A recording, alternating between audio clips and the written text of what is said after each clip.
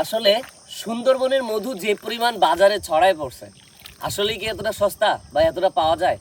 এই যে ধরেন এই মৌয়ালরা পুরো উইকলি অনেকে একটা দুইটা চাক দেখে রাখে বা তারা খুঁজতে যায়। এই এরকম 10-15 জন আমাদের এই মৌয়াল ভাইরা 10-15 জন একসাথে 15-20 জন যে খুঁজতে যায়, যে সর্বোচ্চ হইলে হয়তো একটা দুইটা চাক তারা দেখতে পায় বা দেখে আসে। এই উইকলি একটা দুইটা চাক কিন্তু তারা পরে যে আবার ভেঙে নিয়ে আসে।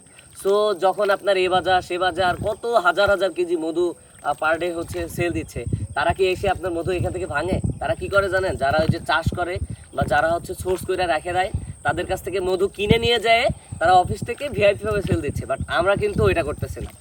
আমরা টোটালি, আমি মুস্তাহিদ, প্রতিদিন আমি এই যেখানে আছি আমার ভাইয়ের বাসা, এই বেড়ির ওই পাশে কিন্তু আমার ভাইয়াদের বাসা।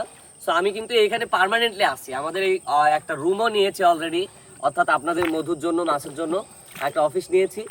প্লাস আমরা টোটালি 30 দিন, 30 দিনের ভিতর সব দিন তো আর গোন থাকে না, যখনই গোন থাকবে মধু সংগ্রহ করা যায়। আমি নিজে কিন্তু মোবাইলদের সাথে ফিজিক্যালি যাব, আর যদি আমি না যাইতে পারি আমার ভাইয়া যাবে, শাহিদি ভাই, আপনাদেরকে পরিচিত করে দিচ্ছি।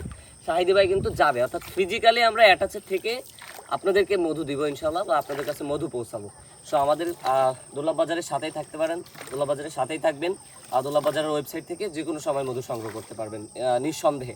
সো আমরা কিন্তু আগে বলেছি, আমরা যখন মধু পাবো না তখন আপনাদেরকে মধু দিব না, বাট যখন মধু পাবো তখন আমরা অ্যানাউন্সমেন্ট করে দিব যে মধু আছে, আপনারা নিতে পারেন। আর যখন আপনারা অর্ডার দেবেন তখন যদি আমাদের কাছে থাকে দিব, না থাকলে বলবো 1 সপ্তাহ পরে আমরা মধুটা আপনাকে দিব, বা মধু আমরা নিয়ে এসে তারপর আপনাদেরকে দিব। সো এই আমাদের পলিসি। ওভারঅল আমি অ্যাটাচে থাকবো 30 দিনের ভিতরে, যে কয়দিন গোন থাকে বা যতদিন যাওয়া যায় মধু কাটতে।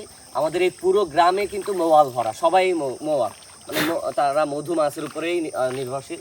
সো এখানে আমি তাদের সাথে প্রতিনিয়ত প্রতিদিনই যাওয়ার চেষ্টা করব, আপনাদেরকে এইগুলো আপডেট বা ভিডিও দেওয়ার চেষ্টা করব, আপনারাও যাতে বাস্তবতা টের পান বা বুঝতে পারেন। ধন্যবাদ।